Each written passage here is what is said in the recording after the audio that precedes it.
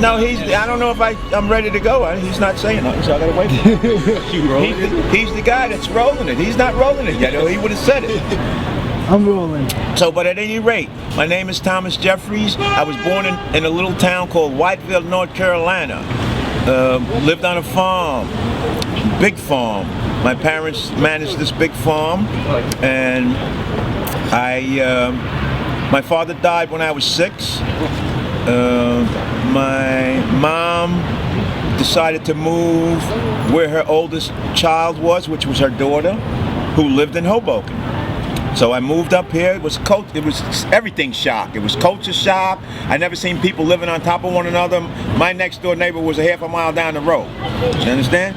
So I came to Hoboken, started school, and hung out downtown.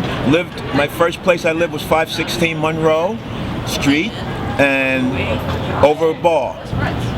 And I don't know if you know Hoboken, but Hoboken is 1 mile square, and it has probably, when I came, it had at least 180 bars, okay? Because River Street, every doorway was a bar. And there was a working industry town. Tootsie Roll, Franklin Baker's, Maxwell House. I worked for Bethlehem Steel, Hostess Cupcakes. You had at least 150 coat shops where people sat down and sold coats. You had, forget it, you had the U.S. testing building where everything goes on the market and gets tested. It was U.S. testing. You had a soap factory. You had a pillow factory. You had number 2 pencil. You had a pencil factory. This place rocked. It was very, very busy.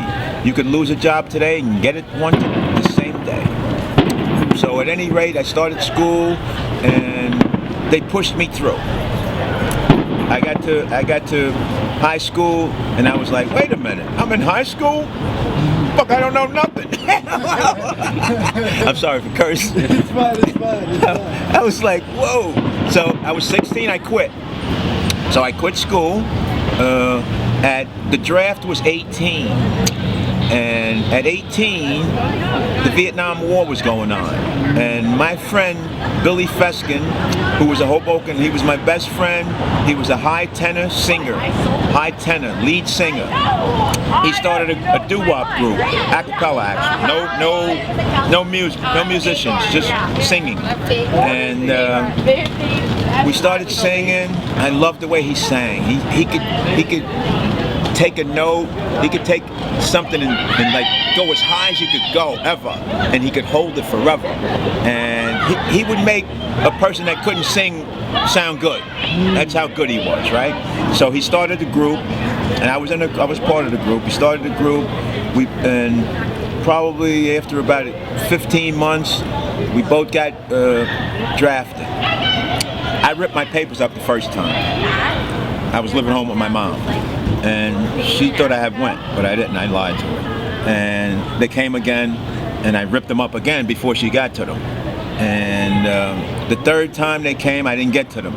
She said, wait a minute, I thought you went for the physical. And I said, okay, so I'm gonna have to tell a little black lie. So I said, Mom, I didn't go because I don't want to go to Vietnam, blah, blah, blah, blah, blah, blah, blah.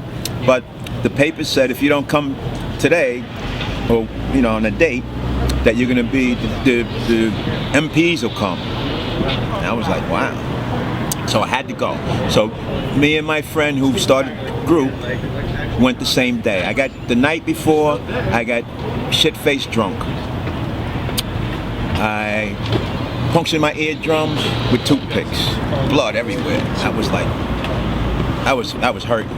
And the next morning, my friend's banging on the door. Yo, Tom. I said, yeah, what's up? He said, we gotta go, man, we're gonna be late. I said, oh, okay, all right. Came to, I got up, got dressed. We went for the physical. He passed the physical. I failed the physical. I didn't fail for my ears.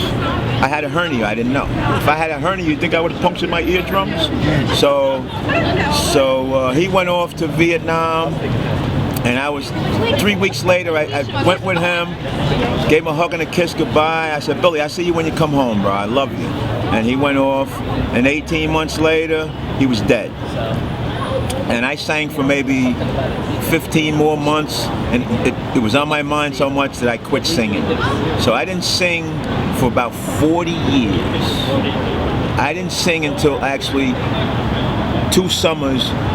This I'm calling this summer right here, but it's really not summer yet, but I'm calling it summer. So 2 summers ago, I went back to Washington Square Park and I started to sing again. But my memory, I lost my memory and shot. I used to know all the lyrics to all the songs, and now I struggle with that. So my friend Billy, they had a memorial for him, and actually, Pier A, right here, Pier C. what street is that right there? That goes down. That's okay. So if you come up 5th Street, there's called a Little League field up there. That if you'll see a white dome. That's my friend. They put a plaque on there. His name is Billy Feskin. So they named the Little League field after him. That's called the Feskin Little League field. So last. Okay, let me just back up a little bit. So he had a twin brother. His twin brother ran a plumbing supply store in Hoboken, and I was in construction, so I used to go in there and I said, Anthony, I need a picture. I asked him for a picture of his brother, and he said, okay, I'll put you on my things to do list. So he put me on it, and every time I went in there, I'd say, where am I on the list? But he died. He never gave me the picture. So to make a long story short, one day I got an Italian friend who was walking around Hoboken. He became a cop, and his partner, I didn't know him. So I'm looking at his badge, and I said, you're a Feskin? He said, yeah. He said, I'm Anthony's son. So that was the plumbing supply brother. So I said, listen, Billy was my best friend, and we used to sing, we harmonized together. And he says, wow. He says, all right, well, anything you ever want from me or need, look me out. So I said, okay, this is what I need. I said, I was on your father's,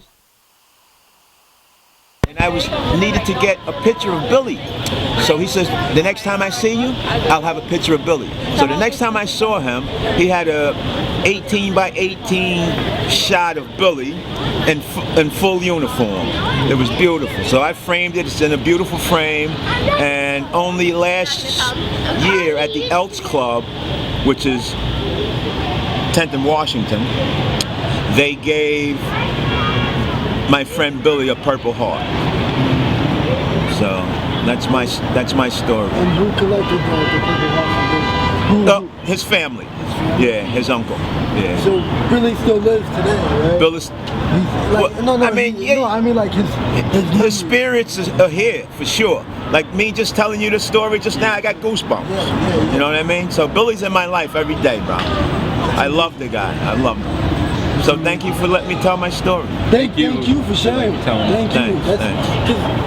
Normally when you see people walk past, you just think, oh, that guy is just a random guy. But I would never expect you to have a friend like that. I would never expect both of you to be street singers. Right. Yeah. I would never expect that. So it's just amazing. So I'm coming back trying to do my street singing. I only started, like I said, 2 summers ago, and I go to Washington Square Park. That's where I show up. On Sundays, I have 5 guys. There's actually 4 more guys that I sing with now. It's nothing like when I sang with Billy, because, okay, I was the only black guy in that group with Billy, with my friend Billy, and I'm the only black guy in this group today. But the group back in the day, these Italian kids and Irish kids, they could sing, dude. Let me tell you. These guys today, they can't sing. They're not good singers. And like you said, Billy brought everyone out. Right, he brought the best out of everybody, boy. He brought it out of you. Okay, so let me just tell you this part too. He was a tall, I'm not into men, but the girls loved him. They said he was handsome. So back in the day, we dressed like we wore Italian knits. We had our initials on either the pocket, the cuff, or the collar, and we wore all kinds of mohair slacks, beautiful slacks, and we wore what they call biscuit-toed shoes, which were all different colors, and that's the way we dressed. So we dressed, to make it short, like John Gotti. You know what I mean? We were clean. We were cleaner than Board of Health. You know what I mean? We were clean. We were clean. Not like nowadays. Right. Everybody's got on jeans and everybody looks the same. I sometimes wish it was like that nowadays. Like yeah, me too, man. Me too, bro. That, like everyone. Me too, because everybody just, you know, we look beautiful. We used to go to these dances, and after the dances, we went to this dance up in Union City. It was a VFW. 38th Street in Union City, and after that dance, on the weekends it was 3 in the morning, we'd come out of that dance and they'd be guys from Down Neck, Newark, guys from Patterson, guys from Hackensack, guys from Hoboken, guys from Jersey City, guys from South Philly, and they were all groups. The Philly guys were over there doing harmonizing, South Jersey. It was beautiful, man. But we'd all get together and we'd all do a song together. You know, it was beautiful, man. It was beautiful. Yeah, thank you.